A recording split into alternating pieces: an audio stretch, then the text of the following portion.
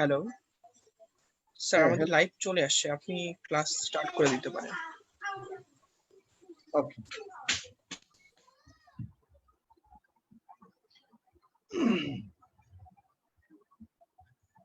Dear viewers, প্রথমে আমি কৃতজ্ঞতা জানাই অ্যাক্সিস মেডিকেল স্কুলকে, তারা আমাকে এরকম একটা প্ল্যাটফর্মে কথা বলার সুযোগ করে দেওয়ার জন্য।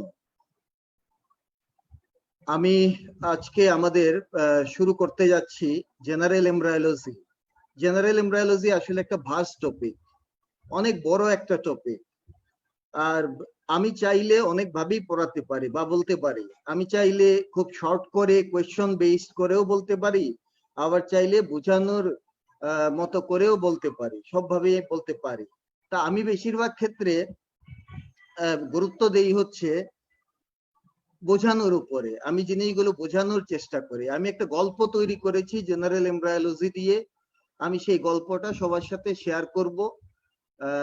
এই গল্প দিয়ে যদি কেউ মনে রাখতে পারে আর কি। কারণ আমরা যখন আন্ডার গ্রাজুয়েটে পড়তাম তখন স্যাররা খুব সিলেক্টিভ কিছু টপিক আমাদেরকে পড়িয়েছিল। সেই সিলেক্টিভ টপিক গুলো আলটিমেটলি আমরা পরীক্ষা পাশ করার পরে ভুলে গেছি। তো এখনকার আমাদের টিচিং মেথোডোলজির অনেক পরিবর্তন আসছে।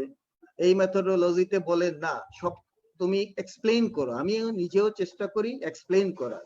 সো আমি শুরু করি। জেনারেল এমব্রায়োলজি, আজকে আমাদের টপিক হচ্ছে জেনারেল এমব্রায়োলজি। আমার এই একটা পাখি বা মুরগির, যাই হোক, একটা পাখির বাচ্চার ছবি দেখানো হচ্ছে। এটার পিছনে আমার একটা লজিক আছে, কেন আমি দিলাম এটা। কারণ হচ্ছে আমরা যখন এমব্রায়োলজি প্র্যাকটিক্যাল করি, এমফিল স্টাডি করার সময়, তখন কিন্তু হিউম্যান এমব্রায়োলজি বুঝতে চাই, কিন্তু হিউম্যান তো তার এমব্রায়ো আমাদেরকে স্টাডি করতে দেয় না। যে কারণে আমরা আলটিমেটলি মুরগির ডিম নিয়ে স্টাডি করি। মুরগির ডিমকে ইনকিউবেট করি, তারপরে সেখান থেকে বাচ্চা বের হয়, সেই বাচ্চাকে আমরা স্টাডি করি। এই কারণে আমরা জেনারেল এমব্রায়োলজিতে একটা মুরগির বা পাখির একই জিনিস, মুরগি পাখিও এক ধরনের মুরগি বা মুরগি এক ধরনের পাখি, এই জন্য এরকম রাখা। আবার একটা অ্যানিমেশন দেখাচ্ছি। আমাদের জীবন শুরু হয় জাইগোট থেকে। সেই জাইগোট থেকে আলটিমেটলি একটা বেবি জন্ম হয়, জাইগোট থেকে একটা বেবি হয়। এই জাইগোটটা তৈরিতে দুটো সেল লাগে, একটা হচ্ছে মেন টার্ম দিয়ে বলছি স্পার্ম এবং ওভাম, দিস আর লেমেন টার্ম। কারণ হচ্ছে মেডিকেলের ভাষায় স্পার্ম মানে স্পার্মাটোজোয়া, আর ওভাম বলতে বোঝাবে উসাইটকে। যাই হোক, স্পার্ম আর ওভাম মিলে তৈরি হয় জাইগোট। এখন এই স্পার্ম বা ওভাম আসে কোন জায়গা থেকে? এইটা আসে হচ্ছে ফ্রম দ্য প্রিমোর্ডিয়াল জার্ম সেল থেকে। সো প্রিমোর্ডিয়াল জার্ম সেল থেকে প্রথমে স্পার্ম বা ওভাম ডেভেলপ তৈরি হয়।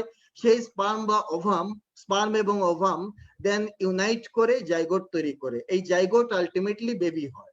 এখন কথা হচ্ছে প্রিমোর্ডিয়াল জার্ম সেলটা আসে কোন জায়গা থেকে? সে আসে ইয়ক সেক থেকে।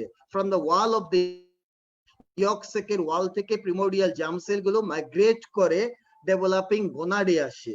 দেন সেই প্রিমোর্ডিয়াল জার্ম সেল থেকে এই বাকি স্টোরিটা হয়।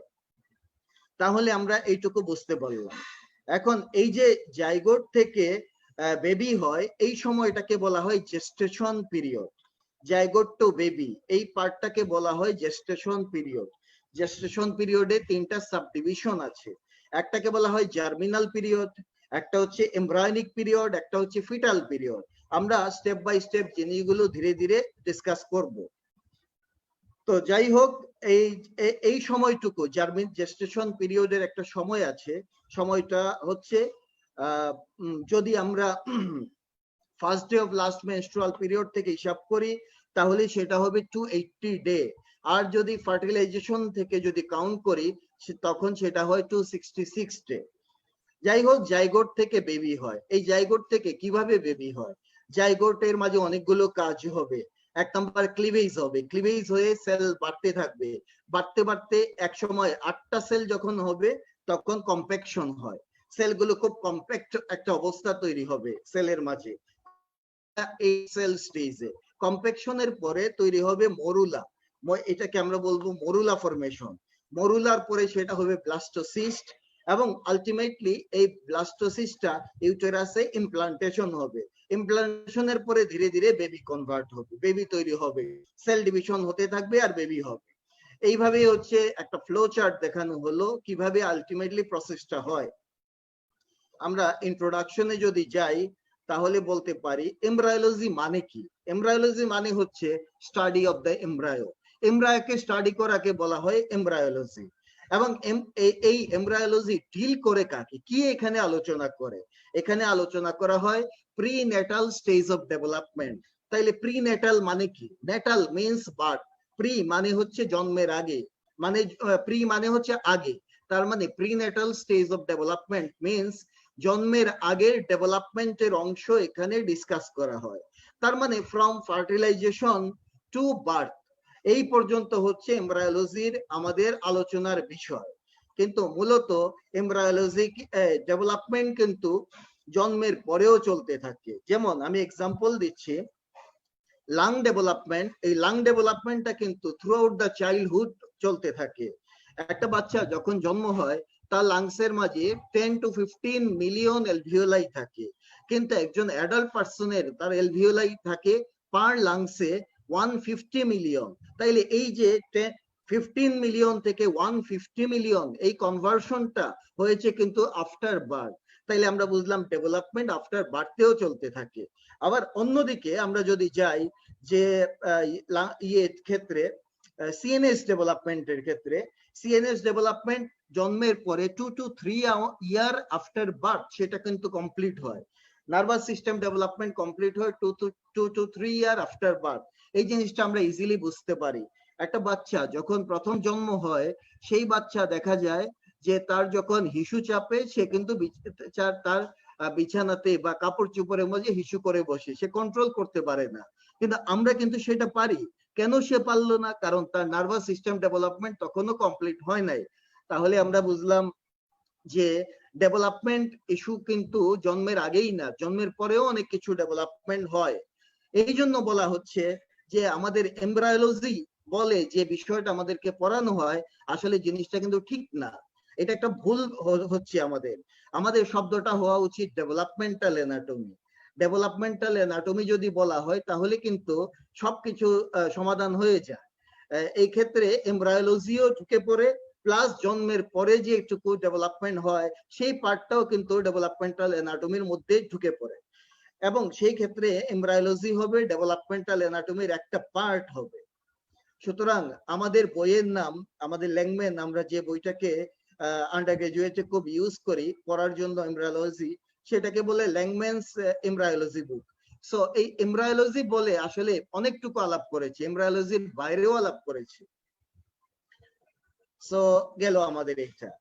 এমব্রায়োলজি পড়তে গেলে শুরুর দিকেই ভাইভাতে অনেক সময় স্যাররা জিজ্ঞেস করেন যে এমব্রায়োলজিতে কি কি থিওরি আছে। থিওরি কি কি আছে? এমব্রায়োলজিতে দুটো থিওরি আছে। একটা থিওরিকে বলা হয় প্রি ফরমেশন থিওরি। এর মানে কি প্রি ফরমেশন থিওরি? আমরা তার আগে আমি অন্য থিওরিটা আলাপ করে যাই। অন্য থিওরিটা হচ্ছে এপিজেনেসিস থিওরি। এই এপিজেনেসিস থিওরির সাথে জড়িত যারা Aristotle, then William Harvey, Caspar Friedrich Wolff, এই সবাই হচ্ছে এপিজেনেসিস থিওরির সাথে জড়িত। অ্যারিস্টটল এখানেও আছে। আমি মাঝে মাঝে চিন্তা করে পাই না যে এই অ্যারিস্টটল সাহেব কোন জিনিসে তার অবদান নাই। তার সমাজ বিজ্ঞানে অ্যারিস্টটল, মানে যে কোনো জায়গাতে, প্ল্যান্টের ক্ষেত্রে Aristotle, everywhere Aristotle is there. যাই হোক, অনেক মেধাবী লোক ছিলেন উনি। সো উনারা দিয়েছেন এপিজেনেসিস থিওরি। এপিজেনেসিস থিওরিতে কি বলে? বলে যে প্রথমে একটা সেল তৈরি হবে, জাইগোট। সেই জাইগোটটা স্টেপ বাই স্টেপ ডিভিশন হবে, ডিভিশন হয়ে হয়ে হয়ে হয়ে আলটিমেটলি একটা বডি তৈরি করবে, একটা বডি তৈরি হবে সেল ডিভিশনের মাধ্যমে। This is called epigenesis theory. কিন্তু প্রিফরমেশন থিওরি একটা ফানি থিওরি। ফানি হলেও ইন্টারেস্টিং হচ্ছে যে এই থিওরিটা অনেক দিন পর্যন্ত পপুলার থিওরি ছিল। এখানে বলা হয় স্পার্মের মধ্যে ছোট্ট আকারে একটা বেবি আগে থেকেই লুকানো ছিল। সেই বেবি পরবর্তীতে এই বেবিটা ধীরে ধীরে বড় হয়ে আসে, মানে নতুন কোনো সেল ডিভিশনের বিষয়ই নাই এখানে। এটাতে আছে যে স্পার্মের মাঝে মিনিয়েচার ফর্মে, হোমানকুলাস ফর্মে একটা বেবি লুকানো থাকে। আমি এখানে ডায়াগ্রামে দেখানো হচ্ছে একটা স্পার্মের মাঝে ছোট্ট একটা বেবি লুকানো আছে, সেই বেবিটাই পরবর্তীতে ধীরে ধীরে বড় হতে থাকে। এটা হচ্ছে প্রিফরমেশন থিওরি। এই থিওরিটা বাতিল হয়ে গেছে। আমাদের কারেন্ট এমব্রায়োলজি যে থিওরির উপর বেস করা, তার নাম হচ্ছে এপিজেনেসিস থিওরি।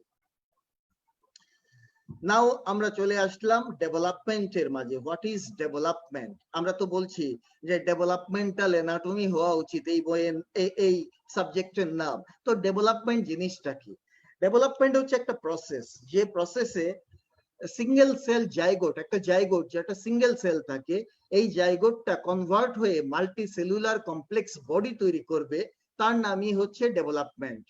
তাহলে যে প্রসেসে একটা সিঙ্গেল সেল জাইগোট সে সেল ডিভিশন হয়ে definitely multi cellular complex body তৈরি করে, সেই পদ্ধতিটাকে বলা হয়, সেই প্রসেসটাকেই বলে ডেভেলপমেন্ট। এটা হচ্ছে ডেভেলপমেন্ট। এবং ডেভেলপমেন্টের জন্য দুটো জিনিস লাগে, একটা হচ্ছে গ্রোথ দরকার আর একটা হচ্ছে ডিফারেন্সিয়েশন দরকার। Two processes are involved in the development. One is the growth, another one is the differentiation. প্রথমে আমরা যাব গ্রোথ জিনিসটা কি। What is growth? গ্রোথ মানে হচ্ছে increase in bulk. Increase in bulk মানে কি? আয়তনে বৃদ্ধি পাওয়া। কোন একটা জিনিস ছোট্ট আছে, সেটা আয়তন বাড়বে, তাকেই বলা হয় গ্রোথ। এখন গ্রোথ কিভাবে হয়? গ্রোথ হওয়ার মেকানিজমটা কি? আমরা একটু দেখি। এখানে একটা টিস্যু দেখা যাচ্ছে, সেই টিস্যুতে কি আছে? টিস্যুর গঠনে আমরা পাই সেল থাকে আর ইন্টারসেলুলার ম্যাট্রিক্স থাকে। আমি এই ডায়াগ্রামে 4, 4, 8, 9টা সেল দেখানো হচ্ছে। দেয়ার আর 9 সেলস, আর এই পিঙ্ক কালারটা হচ্ছে ম্যাট্রিক্স। তো এটাকে আমি এখন গ্রোথ করব, কিভাবে করতে পারি? একটা করতে পারি, আমি সেলের সংখ্যা বাড়িয়ে দিলাম। সেলের সংখ্যা বাড়িয়ে দিলাম। আগে সেল ছিল 9টা, এখন অনেক অনেক সেল হয়ে গেল। সুতরাং সেলের সংখ্যা বাড়িয়ে ফেললে সেটা গ্রোথ হবে, অর্গানটা বড় হয়ে যাবে বা টিস্যুটা বড় হয়ে যাবে। আবার আমি যদি সেলের সংখ্যা না বাড়িয়ে, আমি যদি সেলের আকার না, সেলের যদি আমি ভলিউম ইনক্রিজ করি, সেলের সাইজটা ইনক্রিজ করি, তাহলেও কিন্তু অর্গান বড় হয়ে যাবে। সুতরাং সেলের নাম্বার বাড়িয়ে আমি গ্রোথ করতে পারি, সেলের সাইজ বাড়িয়ে আমি গ্রোথ করতে পারি, অথবা আমি সেলের দিকে হাতই দিব না। আরেকটা উপাদান আছে, সেটা হচ্ছে ইন্টারসেলুলার ম্যাট্রিক্স। আমি সেলের নাম্বারও বাড়াবো না, সাইজও বাড়াবো না, আমি করব কি ম্যাট্রিক্সটা বাড়িয়ে দিব, তাহলেও কিন্তু গ্রোথ হবে। সুতরাং গ্রোথ 3 ভাবে হতে পারে। গ্রোথের প্রসেস হচ্ছে 3টা। একটা হচ্ছে by increasing number of the cell, by increasing size of the cell, and by increasing intercellular matrix. এই 3 ভাবে গ্রোথ হতে পারে। আমরা এটা টেক্সটটা দেখে যাচ্ছি। গ্রোথের প্রথম যে type, by increasing number of the cell, এটাকে বলা হয় মাল্টিপ্লিকেটিভ গ্রোথ। মাল্টিপ্লিকেটিভ গ্রোথ বলা হয়, মাল্টিপ্লিকেশন হয়, সেল ডিভিশন হয়, হয়ে সেলের নাম্বার বাড়ে। এবং ইন্টারেস্টিং হচ্ছে প্রিনেটাল লাইফে যত গ্রোথ হয় সবই হয় হচ্ছে এই মাল্টিপ্লিকেটিভ গ্রোথ। দেন আমাদের সেকেন্ড টাইপের গ্রোথ ছিল সেলের সাইজ ইনক্রিজ করে।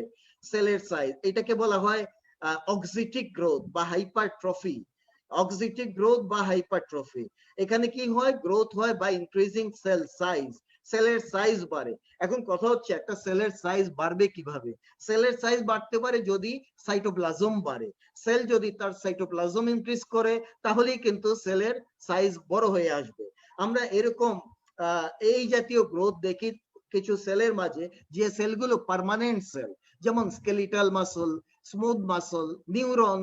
এই সেলগুলো কিন্তু জন্মের পরে আর ডিভিশন হয় না।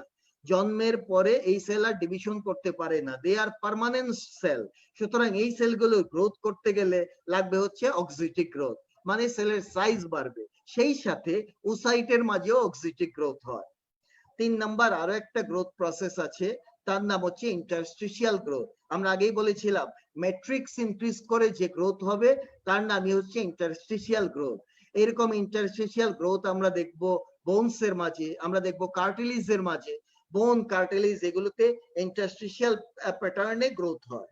সো গ্রোথ 3 রকমের। নাও আমরা যাচ্ছি, আরেকটা শব্দ ছিল ডিফারেন্সিয়েশন। ডিফারেন্সিয়েশন মানে কি? আমরা আমাদের বডিতে যদি সেলগুলোর দিকে তাকাই, আমরা জানি যে আমাদের বডিতে যত সেল আছে, যদি গ্যামেট বাদ দেই তাহলে যত সেল আছে সব সেলেই কিন্তু 46 ক্রোমোজোম থাকে, প্রত্যেকটা সেলে 46 ক্রোমোজোম থাকে। এখন একটা বিষয়, আমাদের বডিতে যত সেল আছে তাদের কাজগুলো কন্ট্রোল করে এই ক্রোমোজোম। এখন প্রতিটা সেলেই যদি 46 ক্রোমোজোম থাকে তার মানে কি দাঁড়ায়, যে প্রত্যেকটা সেলই প্রত্যেকটা কাজ করার ক্ষমতা রাখে। তার মানে হচ্ছে যে আমাদের বডি যে সেল, একই সেল, সে চাইলে হয়তো কন্ট্রাকশন করতে পারে, চাইলে হয়তো সে ইম্পালস কন্ডাকশন করতে পারে, চাইলে সে অক্সিজেন কার্বন ডাইঅক্সাইড ট্রান্সপোর্ট করতে পারে, চাইলে সে সিক্রেশন করতে পারে। এই ক্ষমতা আছে কারণ প্রতিটা সেলেই তো সমান সংখ্যক ক্রোমোজোম দেওয়া আছে, তাহলে প্রত্যেকের এই ক্ষমতা আছে। কিন্তু আসলে কি সবাই যদি সব কাজ করে, কোনো কাজ কি আসলে ভালো হওয়া পসিবল? তাই যদি হতো আমাদের প্রধানমন্ত্রী এই বাংলাদেশের সকল কাজ উনি একাই দেখতেন, কিন্তু তা তো না। আমাদের মন্ত্রণালয় ভাগ করে দেওয়া আছে, স্বরাষ্ট্র মন্ত্রণালয় সে এক কাজ করে, পররাষ্ট্র আরেক কাজ করে, বিমান পরিবহন মন্ত্রণালয় সে অন্য আরেক কাজ করে। সুতরাং কাজটা যেন ইজিলি হয় সেই জন্য দায়িত্ব ভাগ করে দেওয়া আছে। অ্যাকচুয়ালি ডিফারেন্সিয়েশন হচ্ছে সেই প্রক্রিয়া যার মাঝে সেলগুলোকে দায়িত্ব ভাগ করে দেওয়া হয়, যে তুমি করবা হচ্ছে অক্সিজেন ট্রান্সপোর্টের কাজ, তোমার নাম আরবিসি। তুমি করবা সিক্রেশন, তুমি হচ্ছে গ্ল্যান্ডুলার সেল। তুমি করবা কন্ট্রাকশন, তুমি মাসল। তুমি করবা সিক্রেশন, তুমি সিক্রেশন তো বললাম, তুমি কন্ট্রাক্ট করবা, তুমি মাসল। এরকম দায়িত্ব বন্টন করে দেয়। তুমি ইম্পালস কন্ডাক্ট করবা, ইম্পালস জেনারেট করবা, তুমি হচ্ছে নিউরন। সুতরাং এটাকেই বলা হয় ডিফারেন্সিয়েশন। আমরা একটা ডেফিনিশন তৈরি দেখতে পারি, the process by which group of cell, কত একগুচ্ছ সেল assume special characteristics, বিশেষ বৈশিষ্ট্য প্রাপ্ত হয়, and are assigned with specific function, এবং বিশেষ দায়িত্ব প্রাপ্ত হয়। তাহলে যে পদ্ধতিতে একগুচ্ছ সেল বিশেষ বৈশিষ্ট্য প্রাপ্ত হয় এবং বিশেষ দায়িত্ব প্রাপ্ত হয় সেই পদ্ধতিটাকেই বলা হয় ডিফারেন্সিয়েশন। এবং এই ডিফারেন্সিয়েশনের মাধ্যমেই আলটিমেটলি কিন্তু অনেক অনেক টাইপের কাজের সেল পাওয়া যায়। আরবিসি এই ডিফারেন্সিয়েশনের কারণে RBC oxygen and carbon dioxide transport করার কাজে ব্যস্ত হয়ে পড়ে। গ্ল্যান্ডুলার সেল সে সিক্রেশন করে, দেন অনেক সেল অনেক কাজ করে, এগুলো এই ডিফারেন্সিয়েশনের কারণে। Most undifferentiated cell in our body of human life হচ্ছে জাইগোট।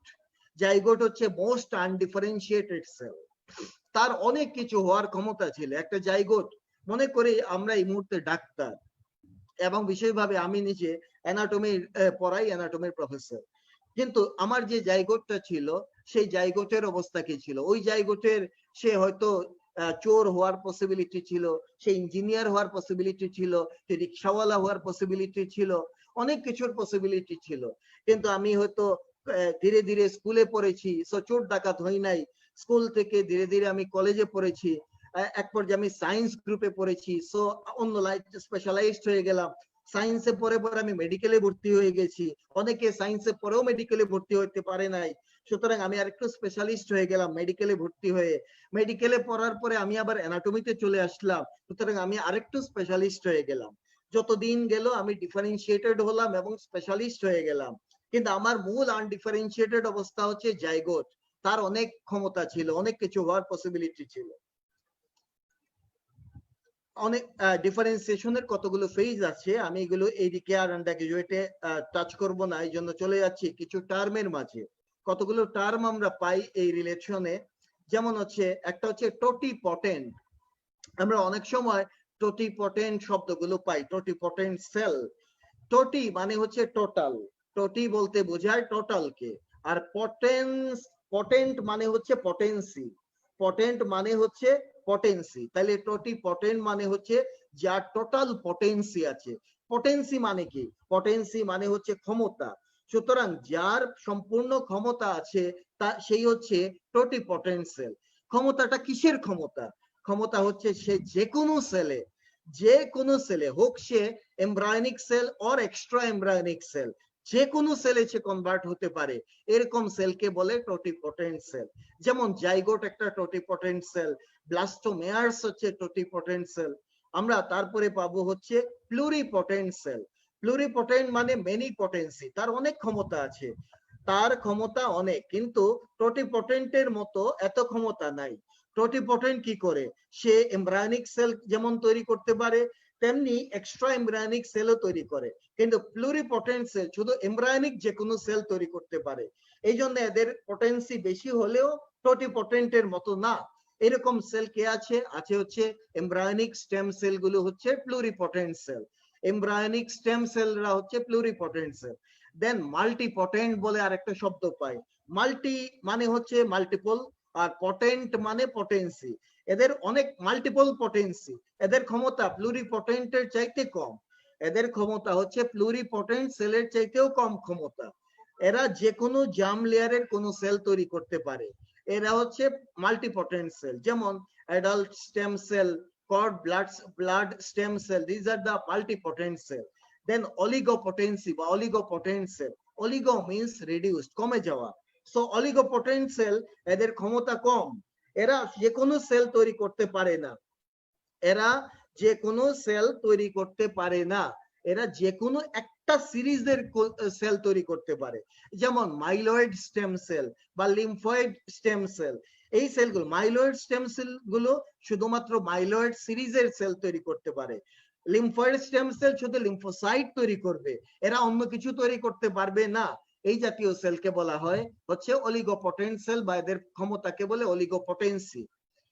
এন্ড ফাইনালি হচ্ছে ইউনিপটেন্ট সেল। ইউনি মানে সিঙ্গেল, পটেন্সি মানে পাওয়ার। তাহলে যে সেলের ক্ষমতা সিঙ্গেল যাদের পটেন্সি তারাই হচ্ছে ইউনিপটেন্ট সেল। যেমন আমি একটা এক্সাম্পল দিতে পারি, সেটা হচ্ছে মনে করি একটা স্মুথ মাসল সেল, সে ডিভিশন করে সে কার্ডিয়াক মাসল তৈরি করবে না, সে শুধু স্মুথ মাসলই তৈরি করবে। একটা ইপিথেলিয়াল সেল, সে ডিভিশন হয়ে শুধু সেই ইপিথেলিয়ামই তৈরি করবে, অন্য কিছু তৈরি করতে পারবে না। এই জাতীয় সেলকে বলা হয় ইউনিপটেন্ট সেল। সো আমরা এই শব্দগুলো একটু বুঝতে হবে, শব্দগুলো একটু হাইলাইট করে গেলাম। নাও চলে আসে gestation period. What is gestation period? Gestation period হচ্ছে এটা হচ্ছে ইন্ট্রাইউটেরাইন লাইফ, এরই আরেক নাম হচ্ছে intrauterine life or prenatal stage of development. Prenatal stage, prenatal পিরিয়ডকে জেস্টেশন পিরিয়ড বলে। এই পিরিয়ডটা, এটা হচ্ছে fetal development period from the time of conception until birth. Conception থেকে বার্থ পর্যন্ত ফিটাসের ডেভেলপমেন্ট পিরিয়ডকেই বলা হয় জেস্টেশন পিরিয়ড। এই পিরিয়ডটা কত দিনের? নাম্বার 1, এই পিরিয়ডটা হচ্ছে 266 day from the day of fertilization. Fertilization থেকে যদি আমরা কাউন্ট করি তাহলে সেটা আসবে 266 ডে। এবং আমরা জানি ওভুলেশন আর ফার্টিলাইজেশন এর মাঝে ডিফারেন্স কিন্তু very small, very small. Ovulation আর ডিফারেন্স আর ফার্টিলাইজেশন এগুলো খুবই ক্লোজ ডিস্টেন্স, কারণ ওভুলেশন একটা ওভাম রিলিজ হয়, সেই ওভাম তো 24 আওয়ারের বেশি সার্ভাইভ করে না, সুতরাং এই 24 আওয়ারের মধ্যেই ফার্টিলাইজেশন হবে। সুতরাং ওভুলেশন আর ফার্টিলাইজেশনের মাঝে গ্যাপ হচ্ছে হাইয়েস্ট 24 আওয়ার, হাইয়েস্ট 24 আওয়ার। এই জন্য এই ফার্টিলাইজেশন থেকে হিসাব করলেও একে বলে ওভুলেটরি এজ, এবং ওভুলেটরি এজ হচ্ছে 266 ডে। আরেকটা এজ কাউন্ট করা হয়, সেটা হচ্ছে যদি আমরা first day of last menstrual period থেকে আমরা হিসাব করি তাহলে সেটা আসবে 280 ডে। এটাকে বলে মেনস্ট্রুয়াল এজ। মেনস্ট্রুয়াল এজ আমরা একটা ডায়াগ্রাম দিয়ে দেখাচ্ছি। মনে করি এটা হচ্ছে আমাদের সেই time line, total gestation period. এই জেস্টেশন পিরিয়ডের মাঝে আমরা যদি ওভুলেশন থেকে সেটা কাউন্ট করি বা ফার্টিলাইজেশন থেকে কাউন্ট করি তাহলে বার্থ পর্যন্ত এই সময়টুকু হবে হচ্ছে 266 ডে। কিন্তু ওভুলেশন হয় first day of menstrual period এর 14 দিন পর থেকে, 14 দিন পরে। তার মানে হচ্ছে 14 দিন পরে গিয়ে ফার্স্ট ডে 14 দিন পরে ওভুলেশন হয়। তাহলে ওভুলেটরি এজের সাথে যদি আমি আরো 14 দিন অ্যাড করি তাহলে 280 ডে হয়ে যাবে। এই 280 ডেটাই হচ্ছে first day of last menstrual period থেকে বার্থ পর্যন্ত count, that is the 280 day. আমরা যখন আল্ট্রাসোনোগ্রাম করি, আল্ট্রাসোনোগ্রাম করে বা ক্লিনিক্যাল যখন হিস্ট্রি নেই কোনো পেশেন্টের, তাকে যদি জিজ্ঞেস করি আচ্ছা আপনার কবে ওভুলেশন হয়েছে আর কবে ফার্টিলাইজেশন হয়েছে বলেন, সে কিন্তু কিছুই বলতে পারবে না, কারণ সে তো জানে না কবে তার ওভুলেশন হচ্ছে আর কবে তার ফার্টিলাইজেশন হচ্ছে। তার লাইফে ভিজিবল ইভেন্ট হচ্ছে first day of last menstrual period. সুতরাং ক্লিনিক্যালি আমরা যেটা ইউজ করি সেটা হচ্ছে ফার্স্ট ডে থেকে হিসাবটা আমরা ক্লিনিক্যালি ইউজ করি, সেটা হচ্ছে 288 ডে। ফার্স্ট ডে থেকে কাউন্ট করলে সেটা 280 ডে, সরি 280 ডে হবে। কিন্তু বেসিক্যালি 280 ডে এর মধ্যে 14 ডে আছে এক্সট্রা ডে। রিয়েল এজ কিন্তু 266 ডে, রিয়েল এজ হচ্ছে 266 ডে। কিন্তু ফার্স্ট ডে থেকে আমরা সুবিধার্থে আমরা হিসাব করি হচ্ছে ফার্স্ট ডে থেকে সেটা আসবে 280 ডে। ক্লিনিশিয়ানরা আরেক ভাবে বলে থাকে বা অনেক বইতে বলে, সেটা হচ্ছে 9 ক্যালেন্ডার মান্থ প্লাস 10 ডে। 9 এই জেস্টেশন পিরিয়ড হচ্ছে 9 ক্যালেন্ডার মান্থ প্লাস 10 ডে। আমরা 9 ক্যালেন্ডার মান্থ মানে 9 ইন্টু 30 মানে 270 ডে প্লাস 10 ডে মানে 280 ডে। সুতরাং আলটিমেটলি ক্লিনিশিয়ানরা কিন্তু 280 ডে দিয়ে হিসাব করে এই জেস্টেশন পিরিয়ড, এবং এইটা হিসাব করে তারা ইডিডি সিলেক্ট করে। ইডিডিটা বের করে 280 ডে থেকে, মানে first day of last menstrual period থেকেই সেটা হিসাব করে। নাও আমরা যাচ্ছি জেস্টেশনাল পিরিয়ডের ফেজ গুলো কি কি। What are the phases of the gestation period. Gestation পিরিয়ডে তিনটা ফেজ আছে। নাম্বার 1 ফেজ হচ্ছে জার্মিনাল পিরিয়ড, যাকে বলে pre embryonic period, germinal period. এই পিরিয়ডটা কবে সেটা আমরা যে 280 ডেজ হিসাব করলাম বা 266 ডে হিসাব করলাম, তার মাঝে কোনটা germinal period? Actually germinal period হচ্ছে ফার্স্ট 2 উইক, মানে হচ্ছে first week and second week কে বলা হয়, প্রথম 2 সপ্তাহকে বলে জার্মিনাল পিরিয়ড।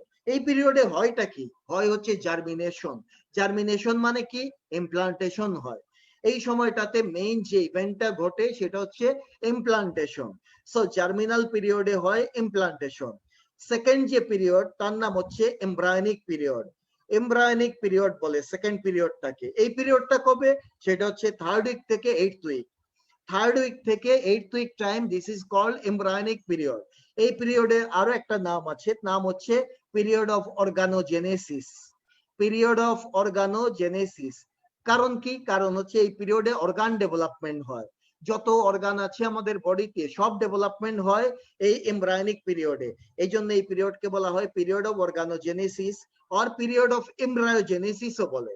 অর্গান ফরমেশন হয় এই পিরিয়ডে, এবং এই পিরিয়ডটা ভেরি ভেরি ক্রুশিয়াল পিরিয়ড। এই সময়ে সেই প্রোডাক্টের নাম হয়ে যায় এমব্রায়ো। তাহলে এমব্রায়ো কখন বলে?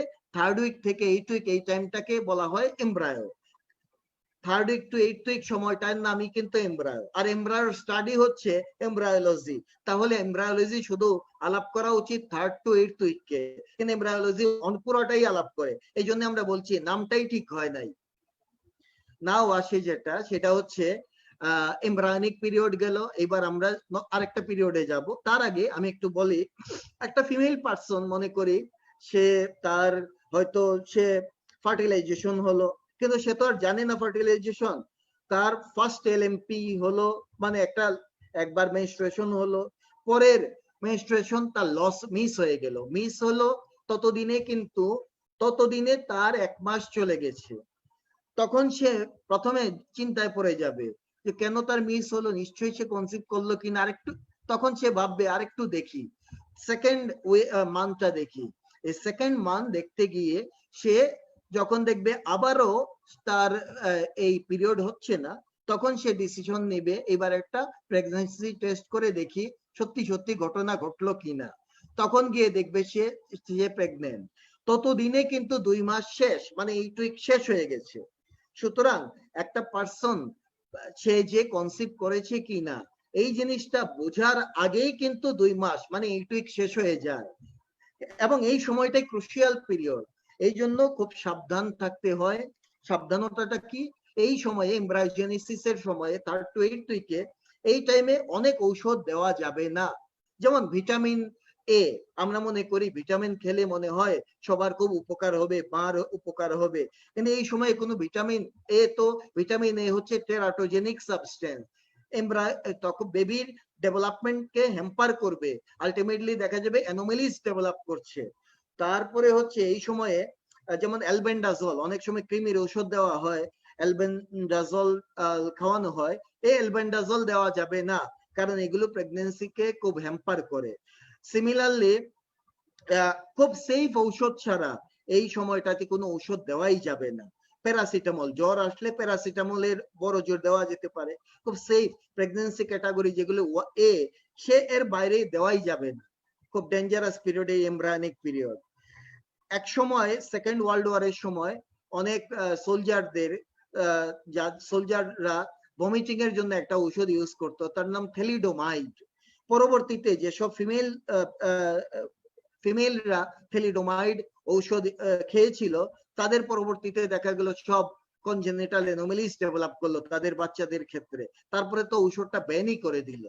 সুতরাং এই এমব্রায়োনিক পিরিয়ডে ম্যাক্সিমাম ঔষধ দেওয়াই যাবে না, কারণ এখানে অর্গান ফরমেশন হয়। কোন একটা অর্গান ফরমেশনে একটু ঝামেলা হলেই কিন্তু অ্যানোমালিস তৈরি হবে। যেমন একটা হার্ট ডেভেলপমেন্ট হচ্ছে, হার্ট ডেভেলপমেন্টে যদি কোনো কারণে একটা সেপ্টাম ডেভেলপমেন্টে অ্যানোমালিস হয়, তাইলেই তো তার বিএসডি, এএসডি অর আদার যে ফেলোস টেট্রালজি, এই জাতীয় কোনো না কোনো ডিজিজ ডেভেলপ করে যাবে। সুতরাং এমব্রায়োনিক পিরিয়ডে ম্যাক্সিমাম ঔষধ দেওয়া যাবে না।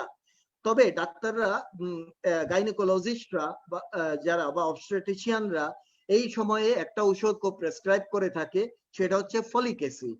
ফলিক অ্যাসিড নিউরাল টিউব ক্লোজারে হেল্প করে, সুতরাং ফলিক অ্যাসিড খাওয়া যেতে পারে এবং খাওয়া হয়ও। তাতে নিউরাল টিউব ক্লোজার হয়, না হলে অ্যানেনসেফালি ডেভেলপ করতে পারে, স্পাইনা বাইফিডা ডেভেলপ করতে পারে। যাই হোক, নেক্সট পিরিয়ডটার নাম হচ্ছে ফিটাল পিরিয়ড। ফিটাল পিরিয়ড, এবং এই সময়ে এই প্রোডাক্টটার নাম হচ্ছে ফিটাস। এমব্রায়োনিক পিরিয়ডে ওই প্রোডাক্টের নাম হচ্ছে এমব্রায়ো, আর ফিটাল পিরিয়ডে এই প্রোডাক্টকে ফিটাস বলে। আসলে এই পিরিয়ডটা কখন? এটা হচ্ছে 9th উইক থেকে বার্থ পর্যন্ত, from 9th week up to birth, this is the fetal period. 9th week থেকে বার্থ পর্যন্ত হচ্ছে ফিটাল পিরিয়ড। 9th উইক মানে কি? 9th উইক মানে 3rd মান্থ। 8 উইক দিয়ে তো 2nd মান্থ শেষ হয়ে গেল। সো 3rd মান্থ থেকে বার্থ পর্যন্ত, or 9th উইক থেকে বার্থ পর্যন্ত, this is called fetal period. তাইলে আমরা বুঝলাম 9th উইক থেকে বার্থ পর্যন্ত হচ্ছে ফিটাল পিরিয়ড। এই ফিটাল পিরিয়ডে কি হয়? হয়টা কি? অর্গান তো তৈরি হয়েই গেছে, তাহলে এখানে হয় কি? এখানে অর্গানগুলো ম্যাচুরেশন হয়। অর্গান ম্যাচুরেশন হয় এবং অর্গান কমপ্লেক্স শেপ ডেভেলপ করে। অর্গানগুলো শুধু যে ম্যাচুরেশন হয় তা না, অর্গান ম্যাচুরেশন হয় প্লাস কমপ্লেক্সিটি ডেভেলপ করে এই ফিটাল পিরিয়ডে। So this are the phases of the gestational period. Now আমরা আরেকটা টপিকে, এগুলো খুবই বেসিক জায়গা, খুব মজাদার, কিন্তু আমি জানি না কার কতটুকু মজা লাগতেছে, এটা বোঝা মুশকিল, বাট আমি চেষ্টা করে যাচ্ছি জিনিসটাকে ইন্টারেস্টিং ওয়েতে বলার জন্য। আমরা এখন যাচ্ছি অর্গানাইজার ইস্যুতে। অর্গানাইজার, অনেক ক্ষেত্রে আমরা জানি অর্গানাইজার মানে যে অর্গানাইজ করে, বা ইন্ডিউসার তার একটা সিনোনিম, যে ইন্ডাকশন দেয়। তো অর্গানাইজার জিনিসটাকে, এমব্রায়োলজিতেও অর্গানাইজার আছে। অনেক ক্ষেত্রে আমরা অর্গানাইজিং সেক্রেটারি বলি, যারা অর্গানাইজ করে কোন প্রোগ্রাম বা কোন একটা সংগঠনকে, যারা অর্গানাইজ করে তাদেরকে অর্গানাইজিং সেক্রেটারি বলে। সো এখানে অর্গানাইজার বলেও জিনিস আছে এমব্রায়োলজিতে। অর্গানাইজার হচ্ছে মাঝে কতগুলো এমব্রায়োর কতগুলো জায়গা আছে, যেগুলো একজন তৈরি হলে সে অন্যজনকে ডেভেলপমেন্টে হেল্প করে। এই জাতীয় স্ট্রাকচার গুলোকে অর্গানাইজার বলে। আমরা 3 রকমের অর্গানাইজার পাই। একটা হচ্ছে primary organizer or primary inducer. সে হচ্ছে প্রিমিটিভ স্ট্রিক। আমরা থার্ড উইকে গেলে that is 15 day after fertilization. Fertilization পরে আমরা যদি 15th ডেতে যাই, দ্যাট ইজ থার্ড উইক এর প্রথম দিন। থার্ড উইক, সেকেন্ড উইক শেষ হয় 14 ডে দিয়ে। সুতরাং 15 ডে মানে হচ্ছে থার্ড উইকের প্রথম দিন। এই প্রথম দিনেই প্রিমিটিভ স্ট্রিক নামে একটা স্ট্রাকচার ডেভেলপ করে। এই প্রিমিটিভ স্ট্রিক যদি ডেভেলপ না করে, তাহলে পরবর্তী স্ট্রাকচার নটোকর্ড ডেভেলপমেন্ট হবে না, ইন্ট্রা এমব্রায়োনিক মেসোডার্ম ডেভেলপমেন্ট হবে না। এই জন্য প্রিমিটিভ স্ট্রিককে বলা হয় প্রাইমারি অর্গানাইজার। নাও এরপরে যে অর্গানাইজারটা ডেভেলপ করবে তার নাম হচ্ছে সেকেন্ডারি অর্গানাইজার। এইটাকে, সেটা হচ্ছে নটোকর্ড নিচে। প্রথমে প্রিমিটিভ স্ট্রিক ডেভেলপ করলো, তার কারণে নটোকর্ড ডেভেলপ করলো। এবার নটোকর্ড নিজে হচ্ছে সেকেন্ডারি অর্গানাইজার। সে তৈরি হয় 16তম দিনে। 15তম দিনে প্রিমিটিভ স্ট্রিক ডেভেলপ করে, আর 16তম দিনে অ্যাপিয়ার করে হচ্ছে নটোকর্ড। এবং নটোকর্ড ডেভেলপ করলেই একমাত্র নিউরাল টিউব ফরমেশন হয়। নিউরাল টিউব, সুতরাং নোটোকর্ড হেল্প করে নিউরাল টিউব ডেভেলপমেন্টে, এবং নিউরাল টিউব থেকে আলটিমেটলি নার্ভাস সিস্টেম ডেভেলপমেন্ট হয়। তার মানে কি দাঁড়াচ্ছে যে নোটোকর্ড যদি ডেভেলপমেন্ট না হয় নার্ভাস সিস্টেম ডেভেলপমেন্ট হবে না। সুতরাং নোটোকর্ডকে বলা হয় সেকেন্ডারি অর্গানাইজার। নাও আসে টারশিয়ারি অর্গানাইজার। এই নিউরাল টিউব নিজে হচ্ছে টারশিয়ারি অর্গানাইজার। সে আবার সোমাইট ডেভেলপমেন্টে হেল্প করে। সোমাইট ইন্ট্রাএমব্রায়োনিক মেসোডার্মের একটা পার্ট হচ্ছে পারেক্সিয়াল মেসোডার্ম। সেই পারেক্সিয়াল মেসোডার্ম থেকে সোমাইট তৈরি করতে গেলে লাগে হচ্ছে নিউরাল টিউব। এই জন্য neural tube is the tertiary organizer. জিনিসগুলো একটু জানতে হবে, প্রাইমারি অর্গানাইজার কোনটা, সেকেন্ডারি কোনটা, আর টারশিয়ারি কোনটা। এর বাইরে আরো কিছু অর্গানাইজার বা ইন্ডিউসার আমরা পাবো, যেমন হচ্ছে ইউরেটেরিক বার্ড। ইউরেটেরিক বার্ড যদি তৈরি না হয় তাহলে কিন্তু আলটিমেটলি পার্মানেন্ট কিডনি ডেভেলপমেন্ট হয় না। এই জন্য ইউরেটেরিক বার্ড হচ্ছে পার্মানেন্ট কিডনি ডেভেলপমেন্টের জন্য ইন্ডিউসার। আবার অপটিক প্ল্যাকর্ড নামে একটা স্ট্রাকচার আমরা আই ডেভেলপমেন্টে পাবো। এই অপটিক প্ল্যাকর্ড যদি ডেভেলপমেন্ট না হয় তাহলে রেটিনা ডেভেলপমেন্ট হয় না। রেটিনা ডেভেলপমেন্ট না যদি হয় তাহলে এই আই এর কোনো ভ্যালুই নাই। সে আই কোনো কাজই করতে পারবে না, মানে চোখ থাকতেও আন্ধা হয়ে যাবে। সুতরাং অপটিক প্ল্যাকর্ড খুব ইম্পর্টেন্ট স্ট্রাকচার, তার কারণে রেটিনা ডেভেলপমেন্ট হয়। এটাও আরেক ধরনের অর্গানাইজার বা ইন্ডিউসার, অপটিক প্ল্যাকর্ড। এইবার আমরা চলে যাচ্ছি হচ্ছে এই যে যাকে বলা হয় রিপ্রোডাকশন। এই রিপ্রোডাকশনের সাথে কি কি অর্গান জড়িত আছে। প্রথমে আমি যাচ্ছি ফিমেল রিপ্রোডাক্টিভ সিস্টেমে কোন কোন অর্গান সরাসরি রিপ্রোডাক্টিভ অ্যাক্টিভিটির সাথে জড়িত। আমরা এখানে পাই ফিমেল রিপ্রোডাক্টিভ অর্গান গুলোকে দুটো গ্রুপে ভাগ করা হয়। একটা গ্রুপ হচ্ছে এক্সটার্নাল জেনিটাল অর্গান বা এক্সটার্নাল রিপ্রোডাক্টিভ অর্গান, যাদেরকে কম্বাইন্ডলি বলা হয় পোডেন্ডাম বা ভালভা। পোডেন্ডাম বা ভালভা বলা হয়। আরেকটা হচ্ছে ইন্টারনাল জেনিটাল অর্গান। আমরা এখানে দেখতে পাচ্ছি মূলত ইন্টারনাল জেনিটাল অর্গান। এই ইন্টারনাল জেনিটাল অর্গান কি কি আছে? Number 1 ovary. এই ছবিতে অবশ্য ওভারি দেওয়া হয় নাই, এখানে আছে। Here is the ovary. So ovary is the first organ related to reproduction in the female. And ovary দুটো কাজ করে ovary। এক নাম্বার হচ্ছে সে ওজেনেসিস হয় ওভারিতে, সে ওভাম প্রোডাকশন করে। ওভারি ওভাম প্রোডাকশন করে, এটা হচ্ছে একটা কাজ। দুই নাম্বার কাজ হচ্ছে ওভারি হরমোন প্রডিউস করে। কোন হরমোন? Female sex hormone. তার মানে এস্ট্রোজেন এবং প্রজেস্টেরন হরমোন প্রডিউস করে এই ওভারি। আর গেল এটা। দুই নাম্বার হচ্ছে ফেলোপিয়ান টিউব। এই যে একটা টিউব দেখা যাচ্ছে, এই যে টিউবটা তার নাম হচ্ছে ফেলোপিয়ান টিউব, যার আরেক নাম ইউটেরাইন টিউব। Uterine tube. সুতরাং এটার নাম ফেলোপিয়ান টিউব বা ইউটেরাইন টিউব। আমি সবসময় বলে থাকি ফেলোপিয়ান বানান যেখানেই লেখো তোমরা, সেন্টেন্সের যেখানেই থাক, এফটা বড় হাতের হবে। কারণ ফেলোপিয়ান নামটা আসছে গ্যাব্রিয়েল ফেলোপিয়াসের নাম থেকে। সুতরাং একজন মানুষের নাম, এটা একটা মানুষের নাম থেকে আসা ফেলোপিয়ান। সুতরাং তাকে অনার করতেই হবে। আমি তো চাইলে আমার নাম দিতে পারবো না কোনো কিছুতে। আমি কি দিতে পারবো আশফাক্স টিউব? তা তো পারবো না। সুতরাং আমার সেই ক্ষমতা হয় নাই, সেই সৌভাগ্য হয় নাই, ওনার হয়েছে। সুতরাং ওনাকে সেই রেসপেক্টটুকু দিতে হবে।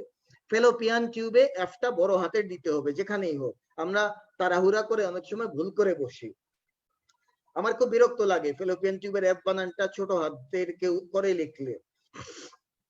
So this is the fallopian tube. এই fallopian টিউবের মাঝে ফার্টিলাইজেশন হয়। ফার্টিলাইজেশন হয় এই fallopian টিউবে। দেন আরেকটা স্ট্রাকচার হচ্ছে ইউটেরাস। এই সেই ইউটেরাস। ইউটেরাসের মাঝে হচ্ছে ইমপ্লান্টেশন হয়। ইউটেরাসের মাঝে হচ্ছে ইমপ্লান্টেশন হয়। তাহলে আমরা তিনটা অর্গান পেলাম। ওভারির কাজ ovum production, hormone production. Fallopian টিউবের কাজ ফার্টিলাইজেশন। ইউটেরাসের কাজ ইমপ্লান্টেশন। আর 4 নম্বর অর্গান হচ্ছে vagina. This is the vagina. Vagina মানে হচ্ছে it is the organ of copulation. কপুলেশনের অর্গান হচ্ছে ভেজাইনা। সুতরাং আমরা এই 4টা অর্গানকে, কপুলেশনের মানে আমি আর বলতে গেলাম না, এটা সবাই জানে। সো এই 4টা অর্গান হচ্ছে female internal reproductive organ. This are directly related to the reproductive activity in the female reproductive অ্যাক্টিভিটির সাথে। অনেকে মনে করে ভেজাইনা হচ্ছে এক্সটার্নাল রিপ্রোডাক্টিভ অর্গান, কিন্তু না, ভেজাইনা কিন্তু মোটেই এক্সটার্নাল রিপ্রোডাক্টিভ অর্গান না। ভেজাইনার শুধু ওপেনিং টুকু এক্সটার্নালি দেখা যায়, কিন্তু টোটাল ভেজাইনা কিন্তু ইন্টারনাল রিপ্রোডাক্টিভ অর্গান। নাও আমরা চলে যাচ্ছি হচ্ছে এটা গেল ফিমেলের মাঝে। নাও আমরা যাব হচ্ছে মেল রিপ্রোডাক্টিভ অর্গান কে কি আছে। হ্যাঁ, মেলের যে রিপ্রোডাক্টিভ অর্গান গুলোকেও আমরা চাইলে এক্সটার্নাল ইন্টারনাল ভাগ করে বলতে পারবো। এক্সটার্নাল রিপ্রোডাক্টিভ অর্গান হচ্ছে যে অর্গান গুলো আমরা বাইরে থেকে দেখবো, যেমন হচ্ছে this is the penis, penis is the male copulatory organ, male organ of the copulation, this is the penis. And scrotum, scrotum is another male external reproductive organ. এই দুটোর বাইরে বাকি সব হচ্ছে ইন্টারনাল রিপ্রোডাক্টিভ অর্গান। যেমন হচ্ছে this is the টেস্টিস, এই অর্গানটা হচ্ছে টেস্টিস। সো দিস ইজ দ্য টেস্টিস, এখানে বড় করে দেখানো আছে। টেস্টিস হচ্ছে ওভারির হোমোলোগাস স্ট্রাকচার, এবং ওভারি যে কাজ করে, এক হচ্ছে গ্যামেট তৈরি করে, ওভাম তৈরি করে, সিমিলারলি টেস্টিস স্পার্ম তৈরি করে, স্পার্ম প্রডিউস করে, এটা একটা কাজ। দুই নাম্বার হচ্ছে টেস্টিসের আরেকটা কাজ হচ্ছে হরমোন প্রোডাকশন। টেস্টিস কোন হরমোন তৈরি করে? Mail sex hormone. তার নাম কি? মেইন যেটা তার নাম হচ্ছে এন্ড্রোজেন। এন্ড্রোজেন মানে কি? এন্ড্রো মানে মেল, জেন মানে প্রডিউস, তার মানে যে হরমোনের কারণে মেল প্রডিউস হয় তার নামই এন্ড্রোজেন। তো অ্যাকচুয়ালি এন্ড্রোজেন কোনটা? the প্রিন্সিপাল এন্ড্রোজেন হচ্ছে টেস্টোস্টেরন। তাইলে আমি এখন সামারি করি, সেটা হচ্ছে টেস্টিসের কাজ দুটো, একটা হচ্ছে টেস্টিস স্পারমাটোজোয়া বা স্পার্ম প্রডিউস করে, এটা একটা কাজ। দুই নাম্বার হচ্ছে হরমোন প্রডিউস করে, কোন হরমোন? টেস্টোস্টেরন প্রডিউস করে।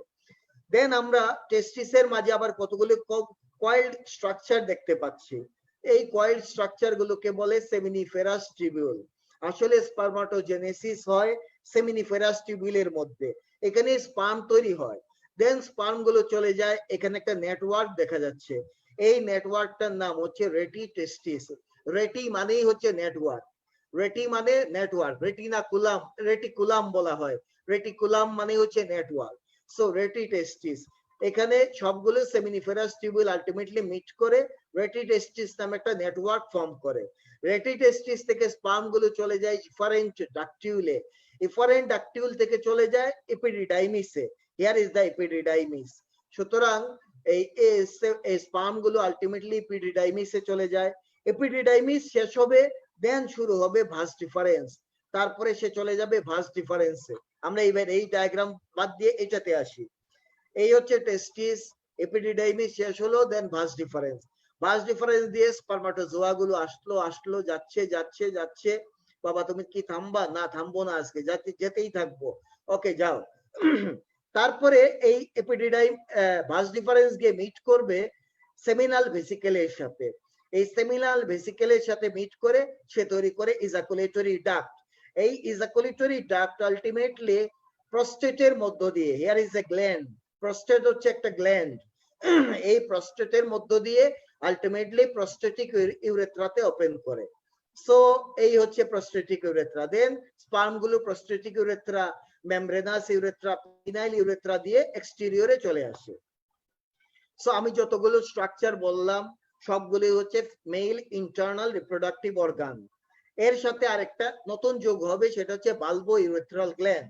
এই যে গ্ল্যান্ডটা, এটা হচ্ছে বালবো ইউরেথ্রাল গ্ল্যান্ড, এটা একটা male internal reproductive organ. So মেইলের ইন্টারনাল রিপ্রোডাক্টিভ অর্গান তাহলে কি কি আছে আমরা যদি সামারি করি, নাম্বার 1 টেস্টিস, তারপরে এপিডিডাই, আমরা বলতে পারি টেস্টিস, দেন এপিডিডাইমিস, দেন ভাস ডিফারেন্স, দেন ইজাকুলেটরি ডাক্ট, দেন সেমিনাল ভেসিকেল, দেন হচ্ছে এখানে থাকে বালবো ইউরেথ্রাল গ্ল্যান্ড।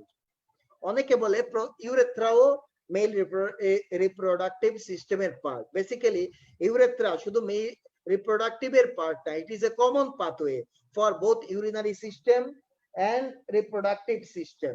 Urinary এবং reproductive দুটোরই common system in male, মেইলের মাঝে দুই সিস্টেমের common pathway, ফাইনাল পাথওয়েটা সেম, সেটা হচ্ছে ইউরেথ্রা, বাট এই ক্ষেত্রে ফিমেল কিন্তু আলাদা। ফিমেলের ইউরিনারি ইউরেথ্রা আলাদা, ফিমেলের ভেজাইনা আলাদা, এখানে ট্র্যাক্ট গুলো ডিফারেন্ট, কিন্তু মেইলে ইউরেথ্রা হচ্ছে কমন পাথওয়ে।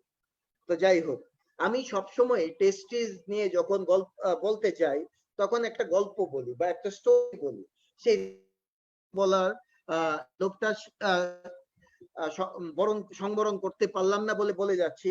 টেস্টিস, টেস্টিস শব্দটার সাথে আমরা অনেকগুলো শব্দ মিল পাই, যেমন হচ্ছে টেস্টিমনি, টেস্টিমোনিয়াল, তারপরে হচ্ছে টেস্টিফাই করা, টেস্টামেন্ট, অনেকগুলো শব্দ টেস্টিস রিলেটেড। কারণটা কি? আসলে একটা সময় ছিল যখন মানুষ যার টেস্টিস ছিল সেই একমাত্র সাক্ষ্য দিতে পারত। এই জন্য স্বাক্ষর শব্দটা টেস্টিস থেকে আসছে, টেস্টিফাই করা, সাক্ষ্য দেওয়া, টেস্টিমনি আসছে। অথবা কারো সম্পর্কে প্রত্যয়ন পত্র দিবে কে? সেটা হচ্ছে মেইল। কেন? কারণ মেইলে টেস্টিস আছে, সুতরাং নাম দিয়ে দাও টেস্টিমোনিয়াল, মানে প্রত্যয়ন পত্র। কে প্রটেস্ট করবে, মানে আন্দোলন করবে কে? কে আন্দোলন করবে, প্রটেস্ট করবে। টেস্ট, প্রটেস্টের মাঝে টেস্ট আছে, সে হচ্ছে মেইল, কারণ তার টেস্টিস আছে। কে অ্যাটাস্ট করবে, সে হচ্ছে মেইল, কারণ তার টেস্টিস আছে, অ্যাটাস্ট করবে। এবং একটা সময়ে মানুষ সাক্ষী দিত টেস্টিসে হাত রেখে, সেটা হচ্ছে আমি আমার টেস্টিসের নামে শপথ করছি যে যা বলবো সত্যি বলবো, সত্য বই ছাড়া মিথ্যা বলবো না। এই কাহিনীটা এক সময় ছিল, কিন্তু টেস্টিসে হাত রেখে মানুষ সাক্ষ্য দিত। সাক্ষ্য দেওয়াকে বলে টেস্টিমনি, টেস্টিফাই, টেস্টিমনি, এগুলো হচ্ছে সাক্ষ্য দেওয়াকে বলে। তো যাই হোক, গল্পটা বলে নিলাম। ইটাইমোলজি মানে হচ্ছে শব্দের উৎপত্তি আমার খুব প্রিয় বিষয়, এই জন্য আমি এটা বলতে বাদ দেই না কোথাও। নাও আমরা দেখতে চাই কতগুলো সাইক্লিক চেঞ্জ পাওয়া যায় ফিমেলের লাইফ সাইকেলে, ফিমেলের মাঝে। সেই জায়গাতে আমরা আসলাম। মেইলে এই জাতীয় কোনো ইস্যু কিন্তু মেইলে নাই। কারণটা কি? কারণ মেইলের হরমোন হচ্ছে মাত্র একটা, সেটা testosterone. Throughout the male active reproductive life এই একটা হরমোনই কাজ করে, সেটা হচ্ছে টেস্টোস্টেরন। সুতরাং মেইলে কোনো সাইক্লিক ইভেন্ট ঘটে না। ফিমেলের মাঝে কেন সাইক্লিক ইভেন্ট ঘটে? তার কারণ ফিমেলে হরমোন হচ্ছে দুইটা, একটা হচ্ছে এস্ট্রোজেন আর একটা প্রজেস্টেরন। দুটোর কাজ একটু একটু আলাদা, এবং দুটো কিন্তু একসাথে কাজ করেও না। প্রথমে আসে এস্ট্রোজেন, দেন আসে প্রজেস্টেরন। এর মাঝেও দেখি দুটো মেয়ে বা দুটো ফিমেল পার্সন যদি গল্প করতে করতে এক পর্যায়ে ঝগড়া শুরু করে দেয়। এই জন্য দুটোকে সবচেয়ে বেটার সমাধান হচ্ছে আলাদা আলাদা সেন্ড করা। ইয়েস, প্রথমে আসে এস্ট্রোজেন, সে তার ইফেক্ট তৈরি করে, দেন আসে প্রজেস্টেরন, সে তার ইফেক্ট তৈরি করে। এই বিষয়টা সাইক্লিক প্যাটার্নে ঘটে বলেই ফিমেলের মাঝে অনেকগুলো সাইকেল পাওয়া যায়। কি কি সাইকেল আমরা পাই ফিমেলের মাঝে? এবং এই সাইকেলটা ফিমেলের যে থ্রু আউট দ্য লাইফ চলে তা কিন্তু না, এটা চলে অ্যাক্টিভ রিপ্রোডাক্টিভ এজে। ফিমেলের অ্যাক্টিভ রিপ্রোডাক্টিভ এজ কোনটা? সেটা হচ্ছে মেনার্কি থেকে মেনোপজ পর্যন্ত। মেনার্কি মানে কি? মেনার্কি মানে হচ্ছে অনসেট অফ মেনস্ট্রুয়েশন। ফিমেলে মেনস্ট্রুয়েশন স্টার্ট হওয়াকে মেনার্কি বলে, আর এই মেনস্ট্রুয়েশন বন্ধ হওয়া, পজ হওয়া, তাকে বলে মেনোপজ। সুতরাং মেনার্কি থেকে menopause, this is the active reproductive age.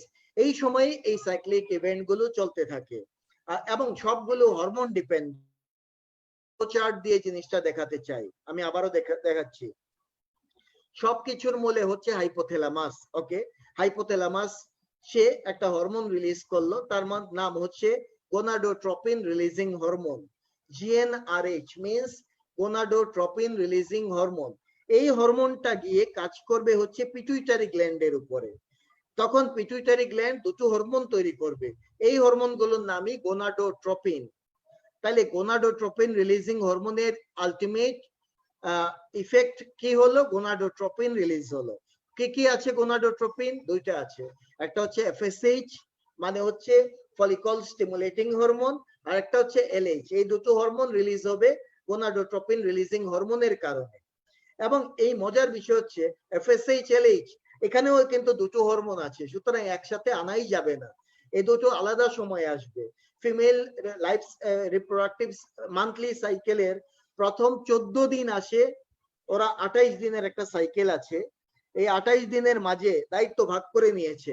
FSH বলেছে যে আমি আসবো 14 ডে, প্রথম 14 দিন আমাকে দাও, আর পরের 14 দিন তুমি নাও। এবং কেন প্রথম 14 দিন FSH? বর্ণমালাতে এফটা তো আগেই আসে, নাকি পরে আসে? আমি জাস্ট কিডিং, যোগ করছি। প্রথমে আসে ফলিকল স্টিমুলেটিং হরমোন, সে প্রথম 14 দিন কাজ করে, তারপরে আসে লুটিনাইজিং হরমোন, সে পরের 14 দিন কাজ করে। আলটিমেটলি এই কাজ দুটো হরমোন আলাদা আলাদা সময়ে আসে। এই হরমোন গুলো গিয়ে কাজ করবে হচ্ছে ওভারির উপরে। ওভারির উপরে কি হবে, এফএসএইচ এর ইনফ্লুয়েন্সে ওভারি থেকে রিলিজ হবে ইস্ট্রোজেন, আর এলএইচ এর ইনফ্লুয়েন্সে পরের 14 দিন ওভারি থেকে রিলিজ হবে প্রজেস্টেরন। সুতরাং দুটো কিন্তু একসাথে হয় না, প্রথমে আসে ইস্ট্রোজেন, পরের 14 দিন আসবে প্রজেস্টেরন। সুতরাং দুটো আলাদা আলাদা ভাবে আসলো, এবং এই ইস্ট্রোজেন এবং প্রজেস্টেরন আলটিমেটলি কাজ করবে হচ্ছে ইউটেরাসের উপরে। প্রথম 14 দিন ইস্ট্রোজেন কাজ করবে ইউটেরাসের উপরে, পরের 14 দিন প্রজেস্টেরন কাজ করবে ইউটেরাসের উপরে। সুতরাং টোটাল বিষয়টাই কিন্তু হরমোন ডিপেন্ডেন্ট, এবং বিষয়টা হরমোনের কারণে হয়। তবে একটা কথা মনে রাখতে হবে, সবকিছুর উপরে একটা গ্ল্যান্ড আছে, সেই গ্ল্যান্ডের নাম হচ্ছে পিনিয়াল গ্ল্যান্ড। আসলে আমরা সচরাচর পিনিয়াল গ্ল্যান্ড বললেও এটার উচ্চারণ হবে পাইনিয়াল গ্ল্যান্ড। কারণ হচ্ছে এই গাছের এই গ্ল্যান্ডটা দেখতে পাইন গাছের কোণের মতো দেখায়, পাইন গাছের যে ফল তার মতো দেখায়। সো পাইন গাছকে তো আমরা পিন বলি না, আমরা বলি পাইন। সুতরাং পাইন গাছের ফলের মতো যে গ্ল্যান্ড তার নাম পাইনিয়াল গ্ল্যান্ড। তো যাই হোক, পাইনিয়াল গ্ল্যান্ড হচ্ছে এই ক্ষেত্রে ভিলেন হিসেবে কাজ করে। কেমন ভিলেন? পাইনিয়াল গ্ল্যান্ড পিউবার্টি পর্যন্ত পুরো অ্যাক্টিভিটিটা বন্ধ রাখে, সে হাইপোথ্যালামাসকে ইনহিবিট করে রাখে, যে কারণে পিউবার্টি পর্যন্ত ফিমেইলে কোনো প্রকার এই অ্যাক্টিভিটি হয়ই না, পুরোপুরি বন্ধ থাকে পিউবার্টি পর্যন্ত। যখন এই কোনো ফিমেল পারসন পিউবার্টিতে চলে যাবে, তখন পিনিয়াল গ্ল্যান্ড তার এই ইনহিবিশনটা উইথড্র করে নেয়। ইনহিবিশন উইথড্র করা মাত্র এই এক্সিসটা স্টার্ট হয়ে যায়, এবং তার এই অ্যাক্টিভিটি গুলো চলতে থাকে, সাইক্লিক চেঞ্জ গুলো চলতে থাকে। আমরা কি কি সাইকেল ফিমেলের মাঝে চলে দেখতে চাই। ওভারিতে একটা সাইকেল চললো আমরা দেখতে পেলাম, সেই সাইকেলটা হচ্ছে ওভারিয়ান সাইকেল। কেমন সাইকেল? ওই যে প্রথম 14 দিন ওভারিতে থেকে ইস্ট্রোজেন আসলো, পরের 14 দিন প্রজেস্টেরন আসলো। সুতরাং এখানে একটা সাইক্লিক ভাবে ঘটনাটা ঘটতেছে। সুতরাং এটা হচ্ছে ওভারিয়ান সাইকেল। দেন এই হরমোন গুলো গিয়ে কাজ করে ইউটেরাসের উপরে, সো ইউটেরাইন সাইকেল হবে। ইউটেরাসে কোথায় সাইকেলটা হয়? ইউটেরাসের এন্ডোমেট্রিয়ামে সাইকেল হতে পারে, এন্ডোমেট্রিয়াল বা মেনস্ট্রুয়াল সাইকেল। দেন মায়োমেট্রিয়ামে সাইকেল চলতে পারে, তার নাম মায়োমেট্রিয়াল সাইকেল। ওকে, তারপরে সাইকেল চলতে পারে ফেলোপিয়ান টিউবের মাঝে, ও সার্ভিক্সেও সাইকেল চলে, সার্ভিক্স অফ দ্য ইউটেরাস, সেখানেও সাইক্লিক চেঞ্জ পাওয়া যায়, সেটা সার্ভাইকেল সাইকেল। দেন ফেলোপিয়ান টিউবে সাইকেল চলে, ভেজাইনাতে সাইকেল চলে। তারপরে ইভেন ফিমেলের মাঝে মেটাবলিক অ্যাক্টিভিটিতেও সাইকেল চলে, ভেসেলের মাঝে সাইকেল চলে, ইভেন সাইকোলজির মাঝেও সাইকেল চলে। কখনো কখনো মেজাজ খিটখিটে থাকে, কখনো কখনো মেজাজটা ভালো থাকে, এগুলো সাইক্লিক অর্ডারে ফিমেলের মাঝে হয়। এগুলো সবই হচ্ছে ভেরিয়াস সাইকেল। তো আমরা এইবার দেখতে চাই ফিমেলে কি কি সাইকেল গুলো সম্পর্কে একটু দেখে যাব। ফিমেল সাইকেল গুলো সম্পর্কে আমরা একটু পড়তে চাই, পড়বো। আমরা ফিমেল সাইকেল গুলোর মাঝে দেখি প্রথমে ওভারিতে কি সাইকেল হয়। এটা একটা ওভারি ডায়াগ্রাম। আমরা দেখতে পাচ্ছি ওভারিতে কতগুলো ছোট ছোট ফলিকল ছিল, এই ফলিকল গুলো ধীরে ধীরে ধীরে ধীরে বড় হচ্ছে, আরো বড় হচ্ছে, আরো বড় হচ্ছে, এক পর্যায়ে ফলিকল থেকে ওভামটা বের হয়ে গেল, দ্যাট ইজ ওভুলেশন হলো।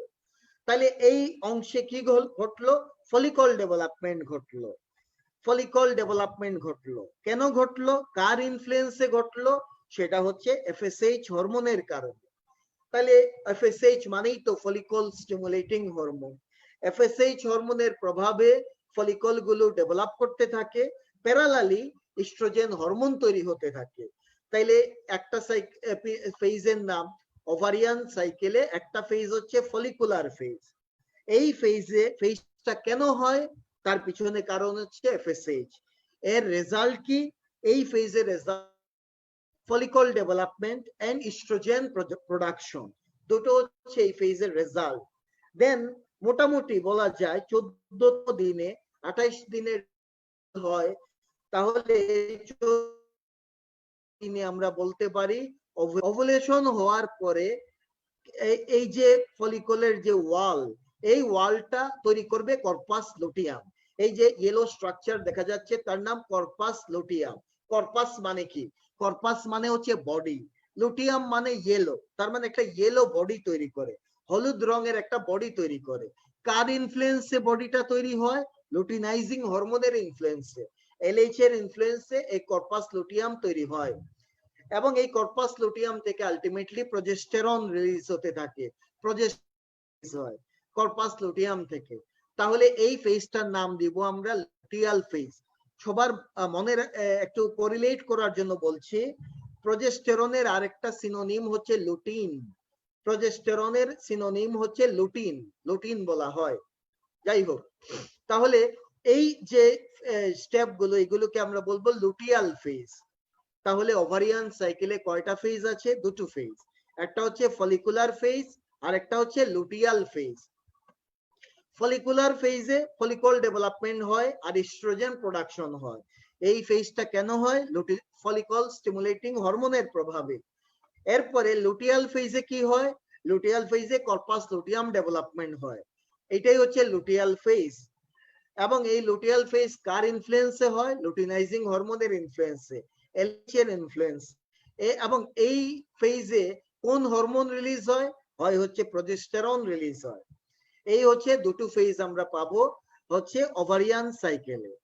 নাও আমরা দেখতে চাই ওভারিয়ান সাইকেলের সাথে ইউটেরাইন এন্ডোমেট্রিয়াল সাইকেলকে কোরিলেট করব আমরা। ওভারিয়ান সাইকেলে যে আমরা দেখতে পাচ্ছি প্রথমে হচ্ছে ফলিকুলার ফেজ, তারপরে লুটিয়াল ফেজ, মাঝখানে এই 14তম দিন, এই 14তম দিনে হচ্ছে ওভুলেশন হয় 14 ডেতে মোটামুটি, ঠিক 14 ডে বলে না, বলা হয় 14 +-1।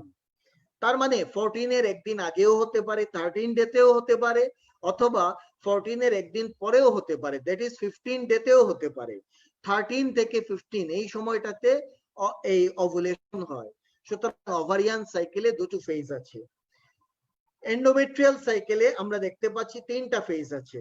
প্রথমে হচ্ছে মেনস্ট্রুয়াল ফেজ, প্রথম 5 দিন, 3 থেকে 5 দিন হচ্ছে মেনস্ট্রুয়াল ফেজ। এই মেনস্ট্রুয়াল ফেজটা ফলিকুলার ফেজের প্যারালালি হয়। তারপরে শুরু হবে proliferative phase, this is called proliferative phase.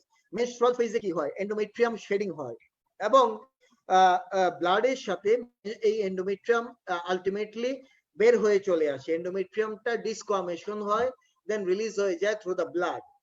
দেন নতুন এন্ডোমেট্রিয়াম ডেভেলপ করবে ইন দ্য প্রলিফারেটিভ ফেজ। এটা কেন হয় প্রলিফারেটিভ ফেজে গ্রোথটা? Due to influence of the oestrogen. যে ইস্ট্রোজেনটা ফলিকুলার ফেজে ইস্ট্রোজেন তৈরি হয়, সেই ইস্ট্রোজেনের প্রভাবে প্রলিফারেটিভ ফেজ চলতে থাকে। দেন 14তম দিনে আমরা জানি ওভুলেশন হয়, হোক ওভুলেশন, নো প্রবলেম।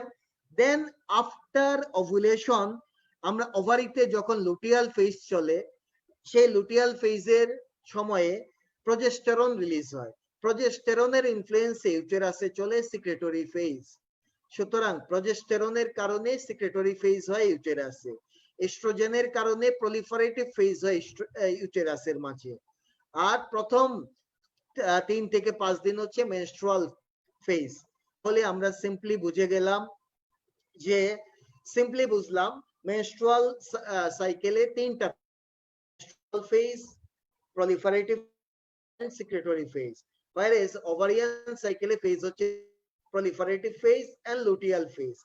যে ফেজে হোক ওভারঅল ফেজটা হচ্ছে 28 ডে, তার 14 +-1 এই সময়ে হচ্ছে ওভুলেশন হয়।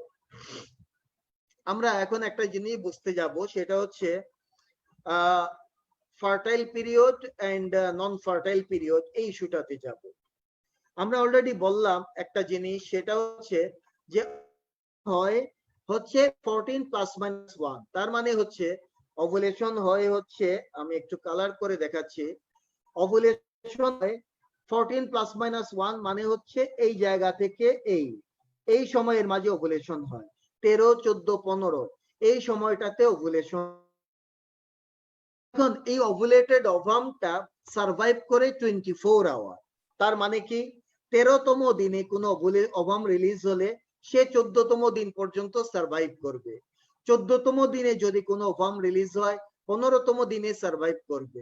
15তম দিনে কোনো ওভাম রিলিজ যদি হয় সে 16তম দিনে সার্ভাইভ করে যাবে।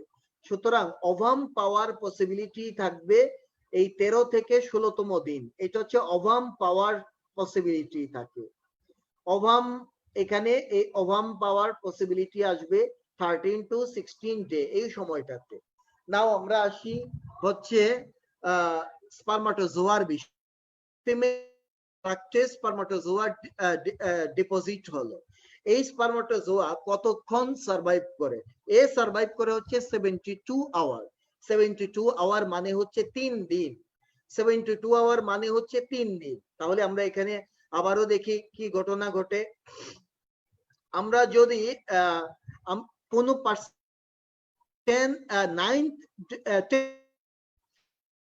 কোনো স্পার্ম ডিপোজিশন হয় তাহলে সে 10, 11, 12 এই 3 দিনই স্পার্ম কিন্তু পাওয়া যাবে, স্পার্মকে কিন্তু পাওয়া যাবে 10 ডেতে। 11 ডেতে যদি, আচ্ছা আমরা অন্যভাবে বলি, 10ম দিনে যদি স্পার্ম ডিপোজিশন হয় সে 11, 12, 13তম দিন পর্যন্ত সেই এবং ওভামের দেখা পাওয়ার পসিবিলিটি তৈরি হবে।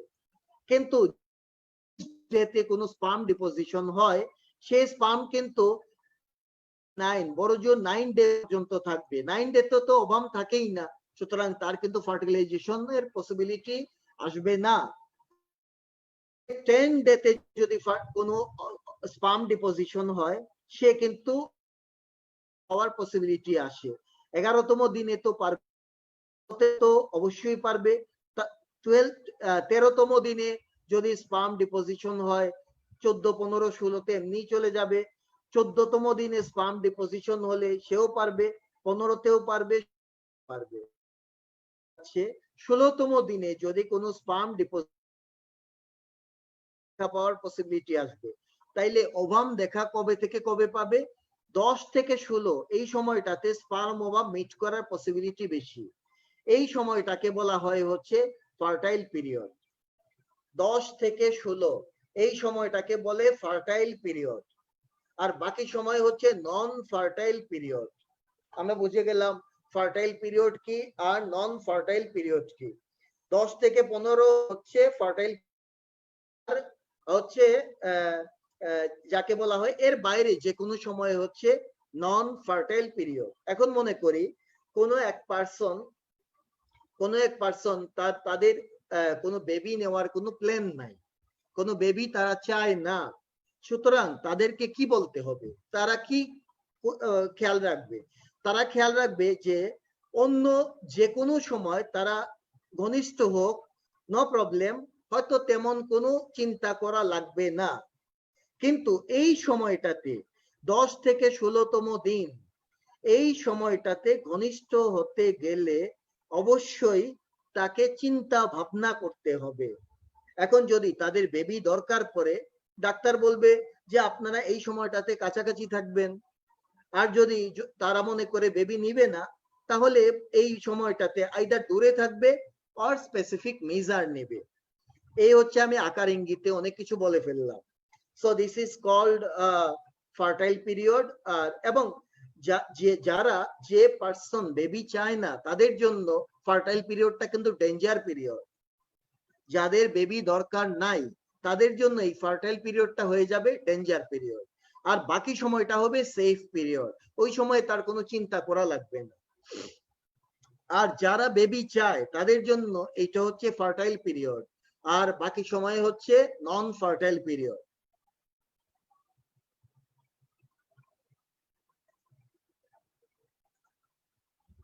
তো যাই হোক, আমরা fertile period, danger period, infertile বা সেফ পিরিয়ড, এখন কোন কাপলকে ডিসিশন নিতে হবে কখন ইয়েস আর কখন নো। সো এটা ডিসিশনের পর্ব। নাও আমরা চলে আসলাম রিপ্রোডাকশন। আমরা বারবারই বলছি রিপ্রোডাক্টিভ অর্গান, রিপ্রোডাক্টিভ সিস্টেম। আসলে এই রিপ্রোডাকশন জিনিসটা কি? What is reproduction? Reproduction হচ্ছে this is a device that is established for survival of diverse species of organism. by producing continuous stream of new generations. মানে কি? মানে হচ্ছে যে আমরা যত প্রাণী আছে, শুধু মানুষ না, সব প্রাণী, প্রাণী কেন, সব গাছ পর্যন্ত তাই, প্রাণী জগৎ, গাছপালা, যত লিভিং থিংস আছে সবাই কিন্তু মরতে হবে, সবাইকেই মরতে হবে। all are mortal, not only man is mortal, all are mortal, so সবাইকেই মরতে হবে। এই প্রসঙ্গে আমি একটা বলি, man is mortal মানে মানুষ মাত্রই ভুল, জোকিং যদিও। সো যেহেতু সব প্রাণীকে মরতে হবে, সুতরাং তার একটা ব্যবস্থা রাখতে হবে, যে ব্যবস্থার মাধ্যমে সে তার প্রজাতি বাঁচিয়ে পৃথিবীতে টিকিয়ে রাখতে পারে। এই ব্যবস্থাটার নামই হচ্ছে রিপ্রোডাকশন। আমরা যদি ফুলের গাছের দিকে তাকাই, গাছ তার রিপ্রোডাকশনের জন্য, গাছও চেষ্টা করে তার প্রজাতি যেন নিশ্চিহ্ন না হয়ে যায়, তার জন্য কি করে গাছ ফুল তৈরি করে, ফুলের মাঝে আবার কালার ডেভেলপ করে, কালার দেয় বা কালার দেখা যায়। তাহলে কালার দেখলে কি হবে, কীট পতঙ্গ এই সেই কালার দেখে আকৃষ্ট হবে, তার মাঝে বসবে এবং আলটিমেটলি ফার্টিলাইজেশন মানে পরাগায়ন হবে। গাছের মাঝে এটা শব্দটা হচ্ছে পরাগায়ন, পরাগায়ন হবে, পলিনেশন হবে। আবার যে ফুলের মাঝে নাই, কালার নাই, তাদের কি আছে, তাদের ক্ষেত্রে ট্রিমেন্ডাস গন্ধ দেওয়া আছে। এই গন্ধের উদ্দেশ্য সেম, আলটিমেটলি কি হচ্ছে, ওই প্রাণী ওই কীট পতঙ্গ যাতে আসে গন্ধের কারণে, এবং আলটিমেটলি যাতে পলিনেশন হয়।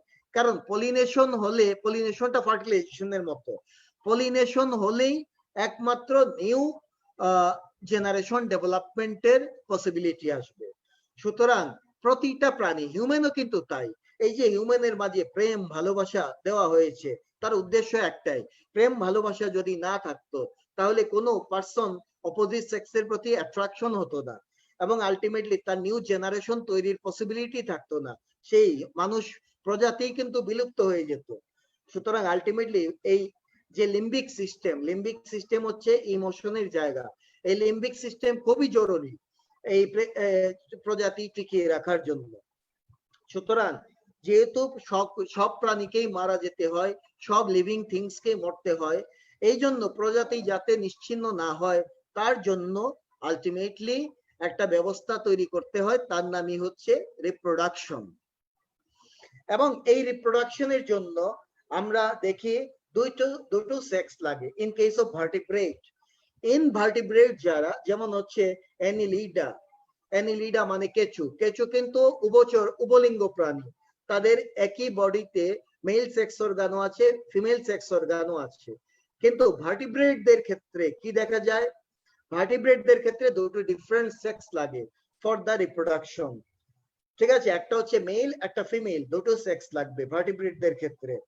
এবং প্রত্যেকটা সেক্স করে কি, তার নিজস্ব গ্যামেট তৈরি করে in their primary sex organ, যার নাম গোনাড, যে প্রসেস তার নাম গ্যামেটোজেনেসিস। তাইলে আমরা বুঝলাম ভার্টিব্রেটদের ক্ষেত্রে যে ঘটনা ঘটলো, যে দুটো ডিফারেন্ট সেক্স লাগে, একটা হচ্ছে মেল, একটা ফিমেল, দুটো না হলে হবে না। এবং এই গ্যামেট গুলো, এই সেক্স গুলো কি করবে, তারা গ্যামেট তৈরি করে, গ্যামেট প্রডিউস করে। এবং এই গ্যামেট তৈরি হতে গেলে তার কোথায় হয়, সেটা গোনাডের মাঝে হয়। তাহলে গোনাড জিনিসটা কি, গোনাড হচ্ছে primary sex organ which produce gamete. অনেক সময় জিজ্ঞেস করে, তাহলে আমরা ডেফিনিশন বলবো, primary sex organ which produce gamete, যেমন মেল গোনাড হচ্ছে টেস্টিস, ফিমেল গোনাড, এবং এর মাধ্যমে এই গ্যামেটোজেনেসিস হয় তার নামই, এই যে মানে গ্যামেট প্রডিউস হয় তার নাম গ্যামেটোজেনেসিস। এখানে আমি একটু শব্দটাকে বিশ্লেষণ করতে পারি। গ্যামেটো, এই গ্যামেটো শব্দটা গ্যামেট থেকে আসছে, গ্যামেইন মানে হচ্ছে বিয়ে করা, মেরি, টু মেরি, একটা মেরি হবে, বিয়ে হবে, আর বিয়ের পরে প্রোডাকশন হবে, জেনেসিস মিন্স প্রোডাকশন। আমরাও কিন্তু এরকমই দেখি, বা নর্মাল সিস্টেমও তাই, বিয়ে দেন মেরি, যদি না লিভিং টুগেদারের বিষয় আসে, তাহলে প্রথমে বিয়ে হবে, দেন তার প্রোডাকশন হবে। সো প্রথমে গেমো মানে হচ্ছে গেমেইন মিন্স মেরি, দেন জেনেসিস প্রোডাকশন, এটাকেই বলে গ্যামেটোজেনেসিস। এটা হচ্ছে ইটাইমোলজি। আমার খুব ফেভারিট জিনিস হচ্ছে ইটাইমোলজি। সো এই গ্যামেটোজেনেসিস আমরা দেখতে পাই। মেইলের যে গ্যামেটোজেনেসিস তার নাম হচ্ছে স্পারমাটোজেনেসিস, আর ফিমেলের গ্যামেটোজেনেসিস কে বলে ওজেনেসিস। এবং মেইলের যে গোনাড তার নাম টেস্টিস, ফিমেলের গোনাড হচ্ছে ওভারি। মেইলের গ্যামেটের নাম স্পার্ম বা স্পারমাটোজোয়া, ফিমেলের গোনাডের নাম গ্যামেটের নাম হচ্ছে ওভাম অর ম্যাচুরোসাইট। এবং এই যে স্পার্ম এবং ওভাম বা এই যে মেল এবং ফিমেল গ্যামেট তারা যখন ফিউশন হয়, ফিউশন মানে হচ্ছে ইউনাইট করে, তখন একটা ডিপ্লয়েড সেল তৈরি হয়। এই ডিপ্লয়েড সেলটার নাম হচ্ছে জাইগোট, এবং এই প্রোডাকশনটা হয় বাই দা ফার্টিলাইজেশন। ফার্টিলাইজেশনের মাধ্যমে এই যে গ্যামেট গুলো ফিউশন হবে এবং একটা সিঙ্গেল ডিপ্লয়েড সেল তৈরি করে, তার নাম জাইগোট। আমরা শুরুতেই বলেছিলাম zygote is the beginning of a life. এই জাইগোট থেকে আলটিমেটলি লাইফ শুরু হবে। রিপিটেড সেল ডিভিশন হবে, রিপিটেড মাইটোটিক ডিভিশন হয় জাইগোটে, এবং আলটিমেটলি সেই যে একটা সেল ছিল জাইগোট, সে একটা মাল্টি সেলুলার বডি তৈরি করে। সেই মাল্টি সেলুলার বডিতে কতগুলো সেল থাকে? 5 to 7 into 10 to the power 12 number of cell ultimately human বডিতে পাওয়া যায়। এখন আমরা দেখতে চাই হচ্ছে ফার্টিলাইজেশনে প্রিপারেশনের জন্য। আলটিমেটলি তো ফার্টিলাইজেশন দিয়ে জাইগোট তৈরি হবে, আর জাইগোট দিয়ে লাইফের বিগিনিং হবে। সুতরাং এই ফার্টিলাইজেশনের জন্য কিছু প্রিপারেশন আছে। আমরা এই প্রিপারেশন গুলো বলে আজকে আমরা ভিডিও ক্লাসটা শেষ করব। প্রথমে হচ্ছে যে সেল থেকে গ্যামেট তৈরি হয় সেই সেলগুলোর নাম হচ্ছে প্রিমোর্ডিয়াল জার্ম সেল। প্রিমোর্ডিয়াল জার্ম সেল থেকে এই গ্যামেট প্রোডাকশন হয়। কেউ কেউ বলে প্রিমিটিভ জার্ম সেল, কেউ বলে প্রিমোর্ডিয়াল জার্ম সেল। এই প্রিমোর্ডিয়াল জার্ম সেলে দুটো ঘটনা ঘটে, দুটো প্রসেস হয় ফর ফার্টিলাইজেশন। কি দুই প্রসেস? নাম্বার 1, ডিভিশন হবে। প্রিমোর্ডিয়াল জার্ম সেলে ডিভিশন হয়। এই ডিভিশনটা কোন ডিভিশন?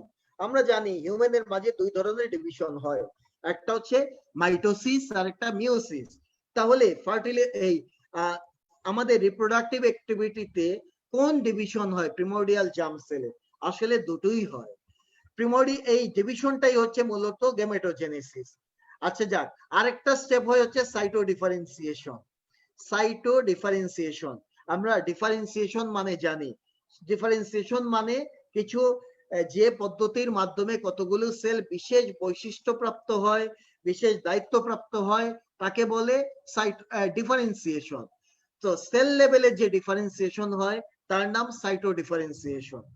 সো ডিভিশন আর সাইটো ডিফারেন্সিয়েশনের মাধ্যমে আলটিমেটলি ফার্টিলাইজেশনের প্রিপারেশন হয় ইন দা প্রিমোর্ডিয়াল জার্ম সেল। আমরা মেইলের মাঝে এই দুটো স্টেপ সেপারেটলি ঘটে। মানে কি সেপারেট ঘটা বলতে কি বোঝায়? মানে হচ্ছে প্রথমে হবে হচ্ছে ডিভিশন, দেন হবে সাইটো ডিফারেন্সিয়েশন। কিন্তু ইন কেস অফ ফিমেল এই দুটো ঘটনা একসাথে ঘটে। ফিমেলের মাঝে আমরা ডিভিশন আর সাইটো ডিফারেন্সিয়েশন কে আলাদা করতে পারবো না। সো আমরা এখন যাচ্ছি হচ্ছে ডিভিশনে। ডিভিশনটা হচ্ছে গ্যামেটোজেনেসিস, এবং এই গ্যামেটোজেনেসিস এর ইনিশিয়াল পার্টে মাইটোসিস হয়। প্রথমে হয় মাইটোসিস, পরবর্তীতে হয় মিওসিস। এখন প্রশ্ন আসে যে প্রথমে মাইটোসিস হয় পরে মিওসিস হয়, তো এই মাইটোসিস এর উদ্দেশ্য কি?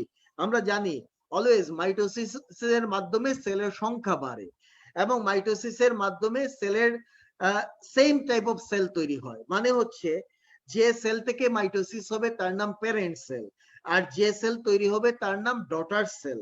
সুতরাং প্যারেন্ট সেল আর ডটার সেল দেখতে হুবহু সেম হবে, দুটোর ক্রোমোজোম সেম হবে। আমাদের বডির ম্যাক্সিমাম সেল হচ্ছে ডিপ্লয়েড সেল, তার মানে মাইটোসিস হলে যে সেল তৈরি হবে তারাও হবে ডিপ্লয়েড সেল। সুতরাং গ্যামেটোসিস জেনেসিসের প্রথম স্টেপ গুলো হয় মাইটোসিস, যার মাধ্যমে হুবহু সেল তৈরি হয়, সেম টাইপ অফ সেল তৈরি হয়, শুধু সেলের নাম্বার বাড়তে থাকে। কিন্তু তারপরে লেটার পার্ট গুলো হচ্ছে মিওসিস, পরবর্তীতে মিওসিস হয়। আর মিওসিসের মাধ্যমে আলটিমেটলি ক্রোমোজোম নাম্বার অর্ধেক হয়ে যায়, তার মানে ডিপ্লয়েড থেকে হ্যাপ্লয়েড সেল তৈরি হয়। তাইলে এই মিওসিসটা কেন লাগে? কেন গ্যামেটোজেনেসিসে মিওসিস লাগে? গ্যামেটোজেনেসিসে মিওসিস লাগে to reduce the number of chromosome from diploid to haploid in the gamete. আমরা যে গ্যামেটটা তৈরি করব সেই গ্যামেটের মাঝে ক্রোমোজোম নাম্বার অর্ধেক করে ফেলবো। কেন? কারণ মেল গ্যামেটে অর্ধেক ক্রোমোজোম হবে হ্যাপ্লয়েড, ফিমেল গ্যামেটে অর্ধেক ক্রোমোজোম হবে সেটা হ্যাপ্লয়েড। আলটিমেটলি দুটো হ্যাপ্লয়েড যখন ফার্টিলাইজেশনের সময় মিট করবে তখন সে হয়ে যাবে আবার ডিপ্লয়েড, মানে নরমাল প্যাটার্ন ফেরত আসবে। এই জন্য মিওসিস দরকার।